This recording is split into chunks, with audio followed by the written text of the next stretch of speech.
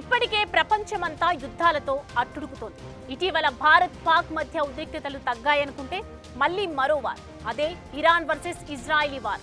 Israel దూకుడు ఎంతగా ఉందంటే ఏకంగా ఇరానీ అణుకేంద్రాలపైనే గురిపెట్టేంత.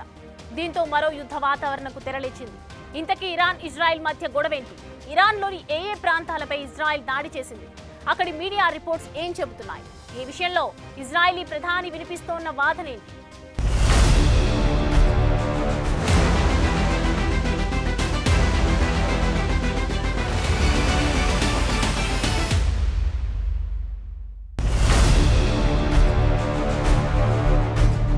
ఇరాన్ రాజధాని టెహ్రాన్ స్థానిక సమయం ప్రకారం తెల్లవారుజాము 3:30 గంటలకు ఉన్నట్టుండి పేలుళ్లు సంభవించడంతో ఒక్కసారిగా నగరం ఉలిక్కిపడింది.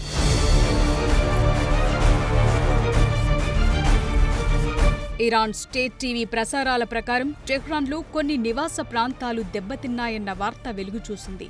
రాజధాని ఈశాన్యంలో కూడా పేలుళ్ల చప్పుళ్లు వినిపించాయని రిపోర్ట్ చేసింది టీవీ ఛానల్.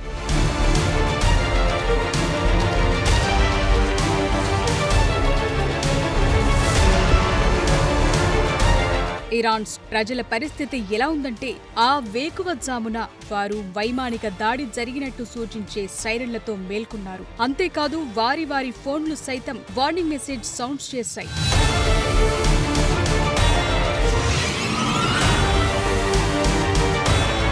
ఇంతలో ఇజ్రాయెల్ సైన్యం నుంచి వచ్చిన అప్డేట్ ఏంటంటే ఇరాన్లోని వివిధ ప్రాంతాల్లోని అణు లక్ష్యాలతో సహా డజన్ల కొద్దీ సైనిక లక్ష్యాలను ధ్వంసం చేసినట్టు తెలిసింది. రాజధాని టెహ్రాన్కి దక్షిణంగా అంటే 225 కిలోమీటర్ల దూరంలో ఉన్న నటాంజ్ అణుకేంద్రంలో పేలుడు సంభవించినట్టు తెలియటంతో అదిరి పడింది ఇరాన్ ప్రభుత్వం. ఇరానీయులు కూడా ఈ వార్త తెలిసి ఆందోళన చెందారు.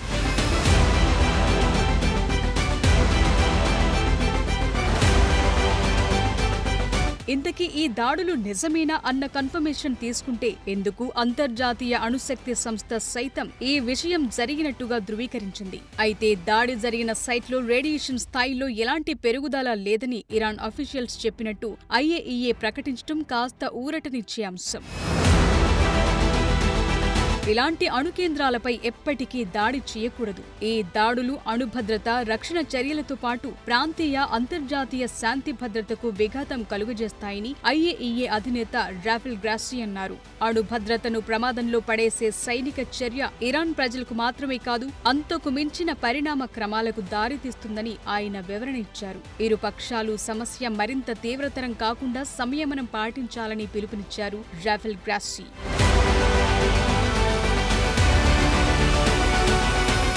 ఇక ఇజ్రాయెల్ రియాక్షన్ ఎలా ఉందో చూస్తే ఆపరేషన్ రైజింగ్ లయన్ ప్రారంభించినట్టు చెప్పారు ఇజ్రాయెల్ ప్రధాని Benjamin Netanyahu.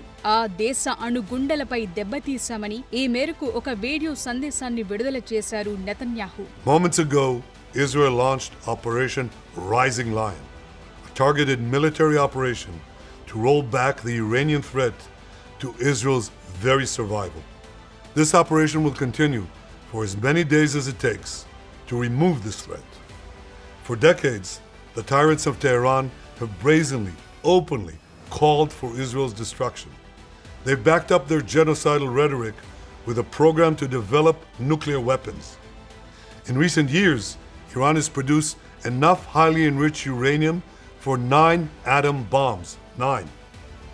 In recent months, Iran has taken steps that it has never taken before. Steps to weaponize this enriched uranium. And if not stopped, Iran could produce a nuclear weapon in a very short time. It could be a year, it could be within a few months, less than a year. This is a clear and present danger to Israel's very survival. మా మనుగడను సవాల్ చేసేలాంటి Iran ముప్పును తిప్పికొట్టేందుకే తామీ సైనిక చర్య చేపట్టామని అంటారు Netanyahu. ఆ ముప్పును తొలగించేంత వరకు తమ operation కొనసాగుతూనే ఉంటుందని అన్నారాయన.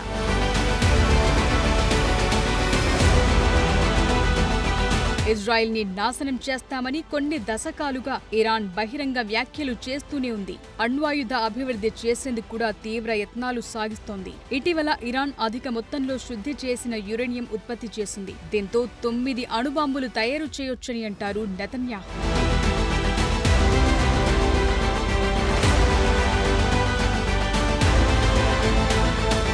గత కొన్నాళ్లుగా ఇరాన్ దూకుడు పెంచింది. ఇప్పుడు ఆ దేశాన్ని ఆపకుంటే అతి తక్కువ టైంలోనే అణ్వాయుధాలను తయారు చేస్తుంది. అది ఇజ్రాయెల్కు పెను ప్రమాదమని అంటారు ఇజ్రాయెల్ ప్రధాని. తాము నాజీ హోలోకాస్టు నుంచి పాఠాలు నేర్చుకున్నామని, మరోమారు బాధితులుగా నిలవదల్చుకోలేదని అంటారాయన. ఇందుకే తామీ సైనిక చర్యలకు పాల్పడ్డట్టు క్లారిటీ ఇచ్చారు నెతన్యాహు. నటాంజ్లోని అణుశుద్ధి కేంద్రాన్ని తాము కావాలని టార్గెట్ చేశామన్నది నెతన్యాహు క్లియర్ కట్ కామెంట్. తమను ఇబ్బంది పెట్టేందుకు ప్రయత్నించే ఏ రకమైన ప్రయోగాన్నైనా తాము సహించేది లేదని తెగేసి చెప్తున్నారు ఇజ్రాయెల్ ప్రధాని. తమ పోరాటం ఇరాన్ నియంతృత్వ పాలనపైనే గాని ఆ దేశ ప్రజలపై కాదని అంటారు నెతన్యాహు.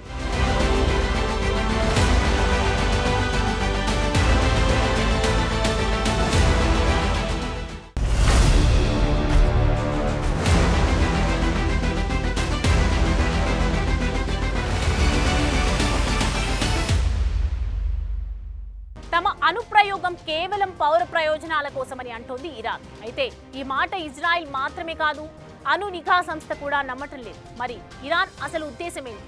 ఈ అంశంపై ఇతర దేశాల స్పందన ఎలాంటిది? ప్రపంచవ్యాప్తంగా ఉన్న ప్రస్తుత ఉద్రిక్త పరిస్థితుల మధ్య ఈ దాడి ఎందుకంత ప్రమాదకరం?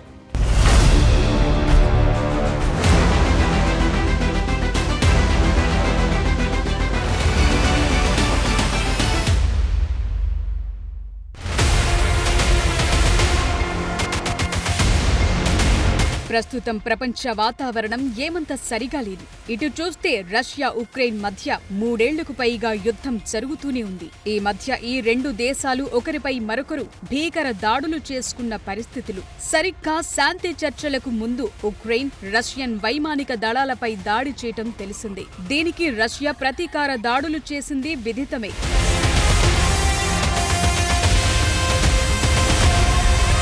మేలో భారత్ పాక్ మధ్య చెలరేగిన ఉద్రిక్తతల సంగతి సరేసరి. సరిగ్గా ఈ యుద్ధంలోనూ ఇది అణు వ్యవహారం. భారత్ పాక్ అణు నిల్వలను దాచి ఉంచే కిరాణా కొండలపై చేసిన దాడికి అమెరికా గుండెల్లో అణుబాంబులు మోగాయి. ప్రస్తుతం చైనా నుంచి తీసుకొచ్చిన బోరాన్ నిల్వలతో ఇక్కడి అణు ధార్మికతను పాక్ కంట్రోల్ చేస్తున్నట్టుగా భావిస్తున్నారు. అంతేకాదు భారత్ దాడి చేసిన వైమానిక స్థావరాలను పాక్ మూసివేసినట్టుగాను వార్తలొస్తున్నాయి. భారత్ దెబ్బ తట్టుకోలేక టార్పాలిన్లతో పాక్ మేకప్ చేసినట్టు తెలిసేలా కొన్ని ఫోటోలు చక్కర్లు కొడుతున్నాయి.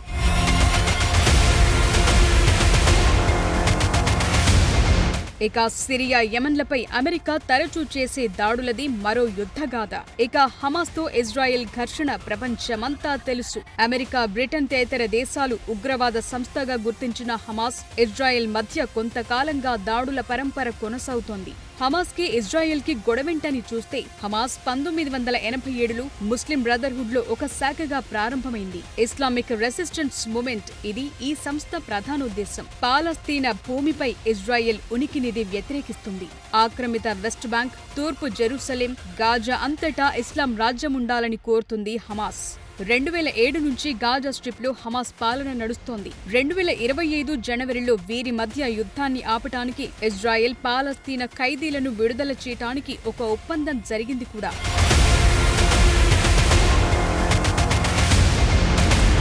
ఇదిలా ఉంటే ఇరాన్ ఇజ్రాయెల్ గొడవకి ఈ హమాస్ కి ఒక లింక్ ఉంది. 1980ల కాలం నుంచి ఇరాన్ ఇజ్రాయెల్ మధ్య పరోక్ష వివాదం కొనసాగుతోంది. 1979 వరకు ఇరాన్ ఇజ్రాయెల్ కి మంచి సంబంధాలే ఉండేవి. ఈ సమయంలో ఇస్లామిక్ విప్లవం మొదలయ్యాక ఇరాన్ ఇజ్రాయేలీ సంబంధాలు దెబ్బతిన్నాయి. 1982లో ఇజ్రాయెల్ లెబనాన్ పై దాడి చేసినప్పుడు లెబనాన్ కి చెందిన హిజ్బుల్లాకు ఇరాన్ ట్రైనింగ్ ఇవ్వటమే కాక ఆయుధాల సరఫరా చేసింది. దక్షిణ లెబనాన్ పై ఇజ్రాయెల్ ఆక్రమణ విషయంలో షియా మిలిషియాకి మద్దతునిచ్చేది ఇరాన్.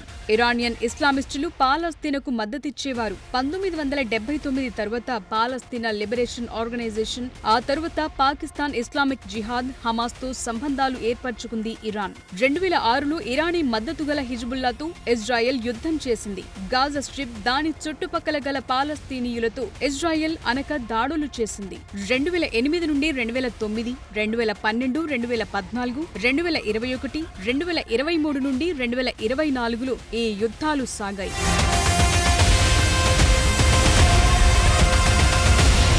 ఇక్కడ గుర్తించాల్సిన విషయం ఏంటంటే Israel, America, Germany, Britain, Italy సైన్యాల నుంచి మద్దతు పొందేది. ఇజ్రాయెల్ సిరియాలో ఇరానియన్ మిత్ర దేశాలపై కూడా వైమానిక దాడులు చేసింది. అంతేనా, ఇరానియన్ అణు శాస్త్రవేత్తలను హత్య చేసినట్టుగాను ఆరోపణలున్నాయి. 2018లో ఇజ్రాయెల్ దళాలు సిరియాలో ఇరాన్ దళాలపై నేరుగానే యుద్ధం చేసిన పరిస్థితులున్నాయి.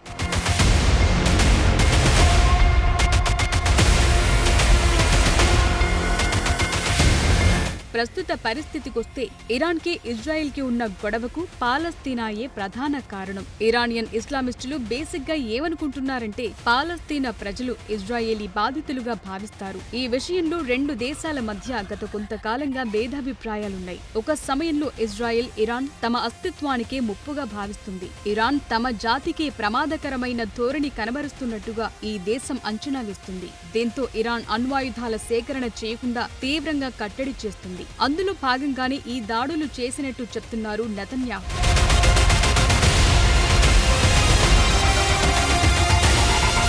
అయితే తమ అణు కార్యక్రమం కేవలం పౌర ప్రయోజనాల కోసమంటుంది ఇరాన్. అయితే ఈ విషయం యుఎస్ తదితర దేశాలతో పాటు అణు నిఘా సంస్థ IAEA సైతం నమ్మటం లేదు. వారం క్రితం nuclear watchdog board of governance 20 ఏళ్లలో మొదటిసారిగా ఇరాన్ దాని అణ్వస్త్ర వ్యాప్తి నిరోధక బాధ్యతలు ఉల్లంఘించినట్టు ప్రకటించింది. ఇరాన్ తన యురేనియం నిల్వలపై సరైన వివరాలను అందించలేకపోయిందని వివరించింది. ఈ పక్కా సమాచారంతోనే ఇజ్రాయెల్, ఇరాన్ అణు కేంద్రాలపై దాడులకు తెగబడింది.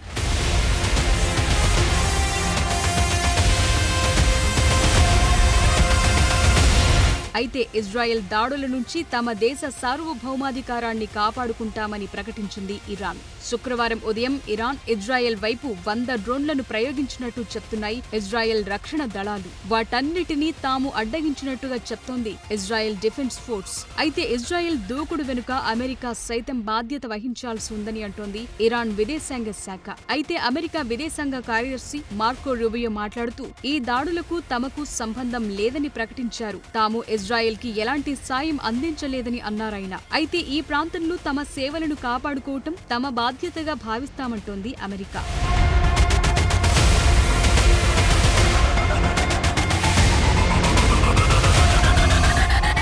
ఇక్కడ అమెరికా ప్రమేయం ఉన్నా లేకున్నా తమ జాగ్రత్తలు తమవని అంటోంది ఇజ్రాయెల్. తమపై ఇరాన్ ఎప్పటి నుంచో ఒక కన్నేసి ఉండటం చేత తమ రక్షణలో తాము ఉన్నామని ప్రకటిస్తోంది ఇజ్రాయెల్. ఇదిలా ఉంటే ఈ దాడులు ఆందోళన కలిగించేవిగా భావిస్తోంది యూకే. ఈ దిశగా ఇంగ్లాండ్ ప్రధాని కీర్ స్మార్టర్ అన్నారు. ఆస్ట్రేలియా విదేశాంగ మంత్రి పెన్నీ వాంగ్ మాట్లాడుతూ ఈ దాడులు అస్థిరతకు కారణమయ్యే అవకాశముందని అభిప్రాయపడ్డారు. France, Japan, Turkey, Indonesia, Saudi సైతం దాడులను ఖండించాయి. తాము సైతం దాడుల పట్ల ఆందోళన చెందుతున్నట్టు ప్రకటించింది చైనా. ఐక్యరాజ్య సమితి ప్రధాన కార్యదర్శి గుటెర్రస్ ఇది తీవ్ర ఉద్రిక్త పరిస్థితికి దారితీయకుండా సంయమనం పాటించాలని ఇరుపక్షాలను కోరారు.